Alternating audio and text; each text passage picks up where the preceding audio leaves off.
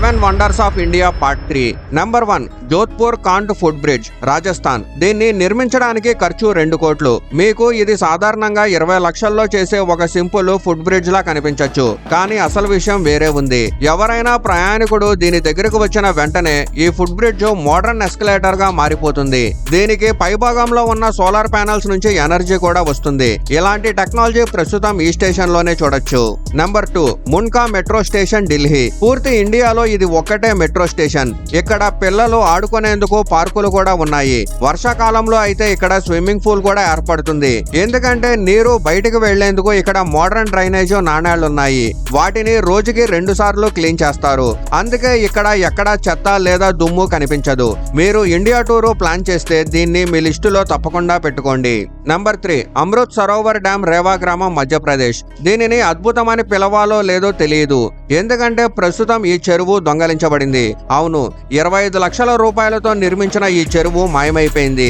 గ్రామస్తులు చెబుతున్నది ఏమిటంటే అక్కడ అసలు చెరువు ఎప్పుడూ నిర్మించలేదంటున్నారు. చెరువు నిర్మాణానికి వచ్చిన డబ్బుని సర్పంచ్ తినేశాడని అంటున్నారు. ఇప్పుడు పోలీసులు ఆ చెరువుని దొంగలించిన దొంగను వెతుకుతున్నారు. నంబర్ 4 ఇండియాలోని పాట్ హోల్స్. ఇండియాలో ప్రతి చోట ఇలాంటి అద్భుతాలున్నాయి. ఈ రోడ్డు గుంతల్ని చూసి మీరు డబ్బు వృధా అయిందని అనుకుంటారేమో, కానీ కాదు. ఇదే అసలు స్పేస్ టెక్నాలజీ. ఎగ్జాంపుల్ గా కొన్ని రోజుల క్రితం యూపీలో వినీతా శుక్లా అనే మహిళను డాక్టర్స్ మృతి చెందినట్టుగా ప్రకటించారు. ఆమె కుటుంబం ఆమెను అంత్యక్రియల కోసం అంబులెన్స్ లో ఇంటికి తీసుకెళ్తుంది. అప్పుడు మార్గం మధ్యలో అంబులెన్స్ ఒక గుంతలో పడి వెంటనే వినీతా గారు మళ్లీ సాధారణంగా శ్వాస తీసుకోవడం ప్రారంభించారు. ప్రస్తుతం ఆమె పూర్తిగా కోలుకున్నారు. బహుశా అందుకే మన ప్రభుత్వం ఈ గుంతలను సరిచేయదేమో. Number 5 Bihar Sikiriya Mod bus stand. బీహార్ దీన్ని నిర్మించడానికి ఖర్చు 2 కోట్లు. దూరం నుంచి చూస్తే ఇది సాధారణ బస్టాండ్ లా కనిపిస్తుంది, కానీ లోపలికి వెళ్లి చూస్తే గోడల పైన ఎల్లో టెక్స్చర్ పెయింట్ కనిపిస్తుంది. దాని ఫ్లోర్ ని అంబుజా సిమెంట్ తో నిర్మించారు.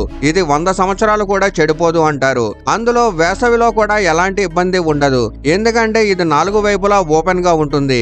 మీకు ప్రకృతికి దగ్గరగా ఉన్నట్లు అనిపిస్తుంది. ఇలాంటి బస్టాండ్ కు 2 కోట్లు కూడా తక్కువే అనిపించడం లేదా?